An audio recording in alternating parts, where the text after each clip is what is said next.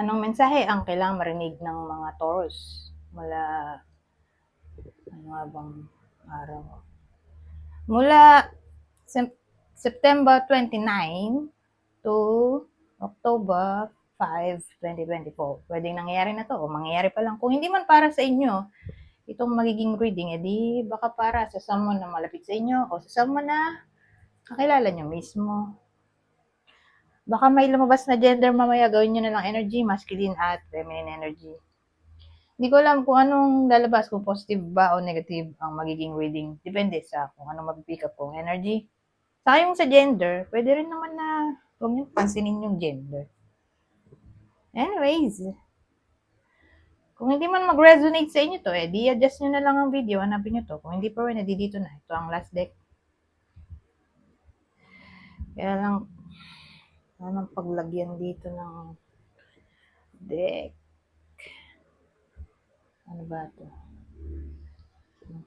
Well, anyways, simula na tayo.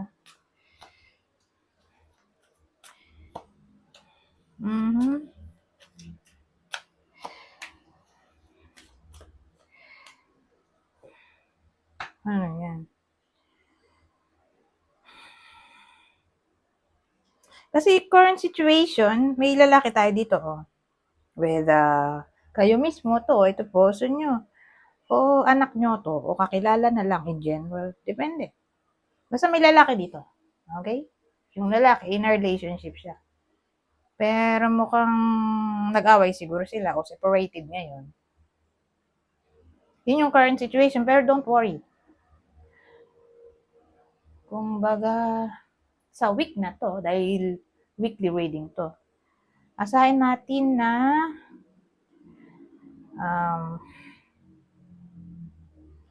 matatapos na ang no contact situation. Kasi mukhang babalik ulit yung communication. Kasi magkakaayos naman sila dito. Dahil siguro may peace offering na maaring mangyari.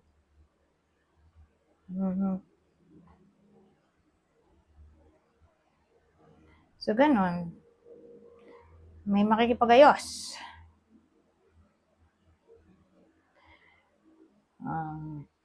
Anyways, tingnan natin anong mensahe. Okay?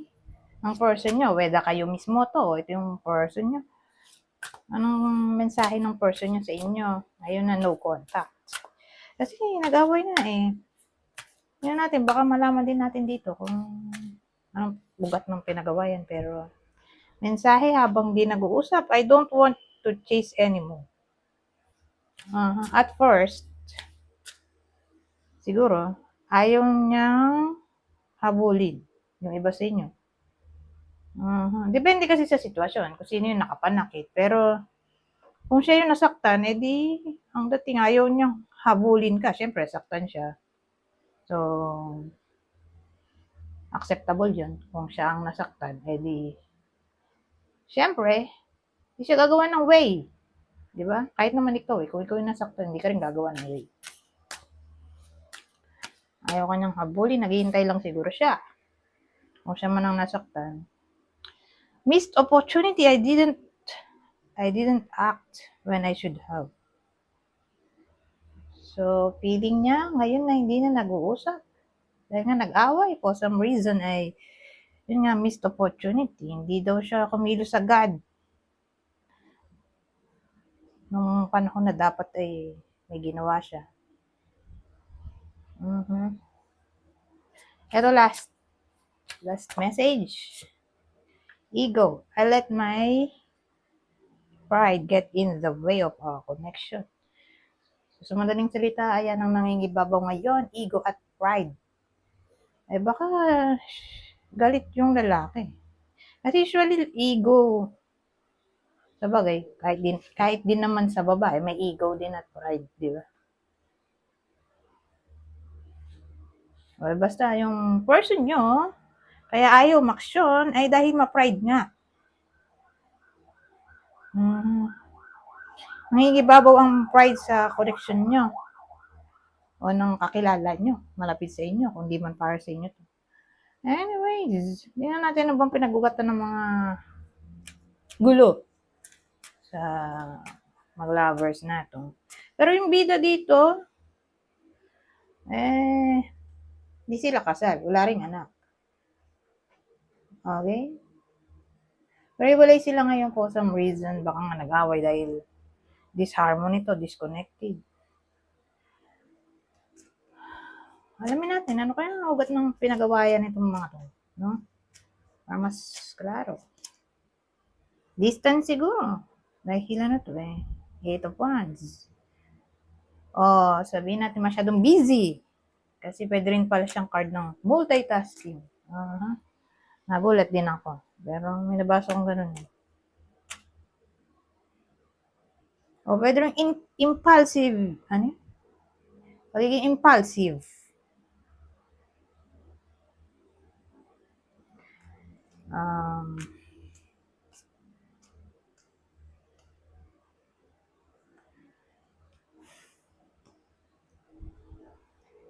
Yun na lang.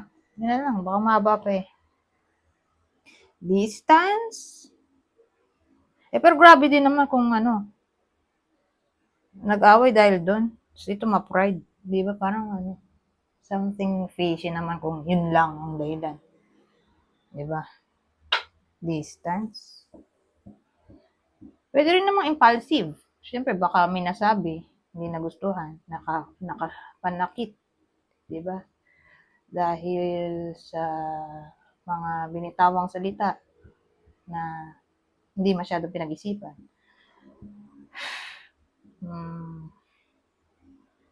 Kung busy, nakakasura nga talaga yun. Kung walang time sa'yo, di ba? Tagal mong naghihintay sa communication, mga 1 linggo. Grabe rin. Kung ako yun, buisit din ako. Ang 1 linggo, 1 buwan. Walang communication, mapaparanoid ka na nun. So, mag-stick na lang tayo doon. Kasi haba pa yung kwento eh. So, yun yung mga pwedeng dahilan. Okay?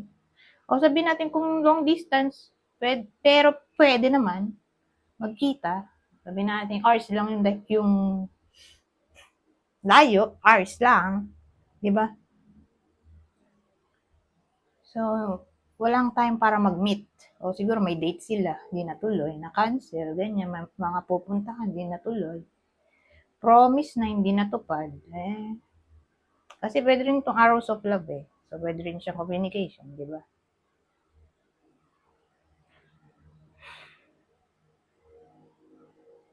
So, yan yung mga pwedeng reason bakit nag-away itong mga to. Anyways, ito yung partner. Para makilala nyo. Ito yung partner nung bida sa kwento.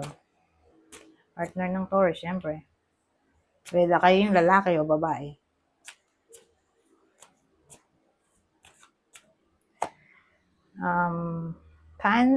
Ba't sinabi ko Cancer? Capricorn pala to.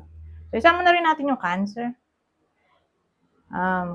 Yung partner, Cancer, Capricorn, Libra. Ngayon, mas malagay itong deck. Ang late kasi ng pwesto ko eh. So, mahirap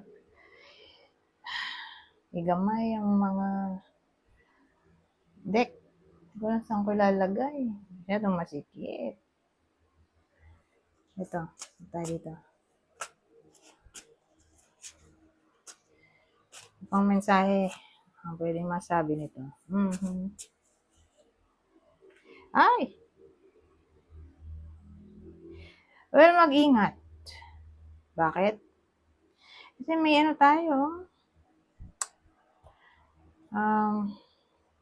Mukha siyang 7 of Swords. Di ba yung itsura niya, sneaky. Di ba? Itong Himeneo, wedding. So alam na this. Di ba? Mag-ingat ang mga nasa kasal. Baka may nag-cheat. Kaloka. Whether existing na to, mangyayari pa lang. Kasal lang naman yung tatamaan nito. Kaya wag na masyado mag-worry yung mga di kasal. Okay? Doon lang tayo magpo-focus sa kasal.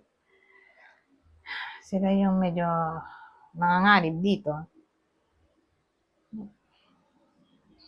Kasi may nagchi-cheat na eh. O magchi-cheat pa lang.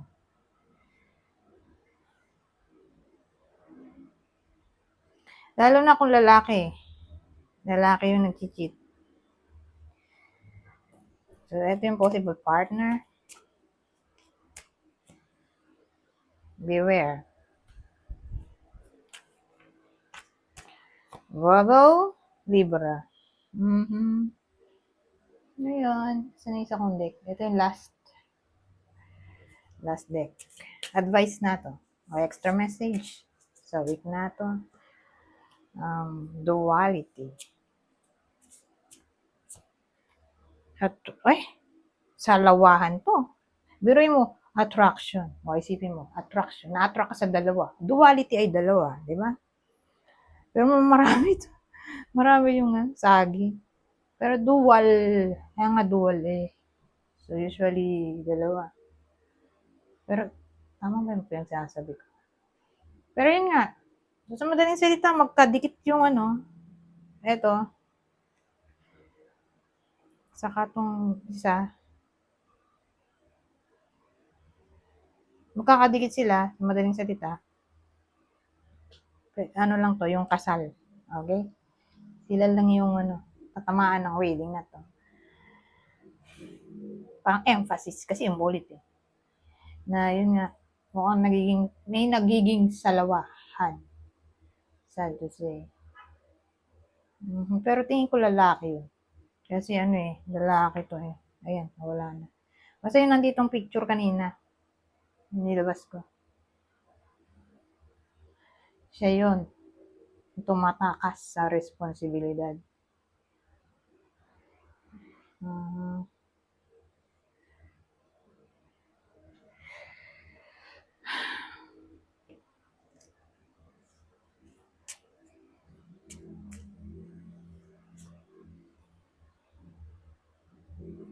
Parang may ano pa siya, second option.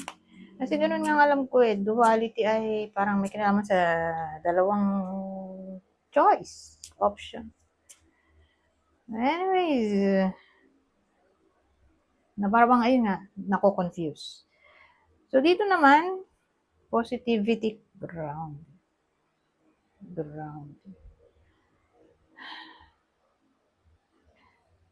Ang dating naman sa akin sa case na to eh,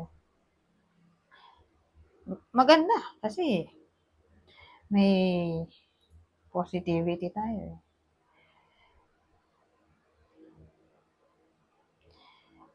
Ang grounding,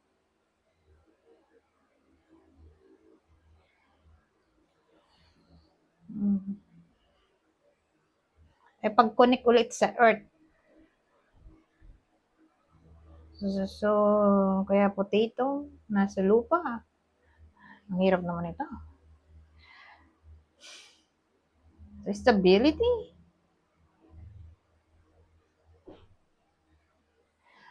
Pero kung tao daw ang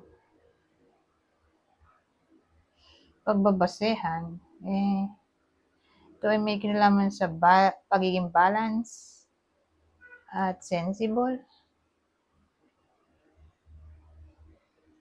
At hindi siya absent-minded.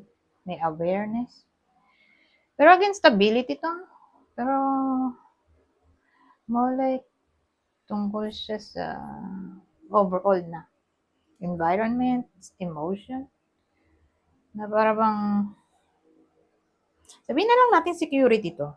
May kinalaman siya sa security, stability, positivity, edi asahan natin na kung may problema man nakaharapin yung iba sa inyo, hindi naman necessarily maghihiwalay. Although, sabihin natin, ayun nga, may cheating. Di ba yung kanina? Magiging problem. So, wala pang hiwalayan sa week na to. O baka maayos pa. Dahil may potato nga tayo. Naisip ko yung potato, nasa lupa. So, pag nasa lupa, may ugat-ugat siya. Mahirap kunin. Di ba? Unless bubungkalin. So, para bang magpaka-positibo na stable pa rin. mangingibabaw ang stability. Kung may utang, mababayaran. Kung nawalan ng pera, magkakaroon pa rin. O may way pa rin para makakain sa araw, sa buong araw. Ganun din sa akin. Nakakaroon pa rin kayo ng way para maitaguyod ang sarili o yung mga mahal sa buhay. Kasi nga may grounding energy tayo. Na parang supportado kayo ng universe. Lalo't may positivity tayo doon. Anyways, hanggang dito na lang. Goodbye po na.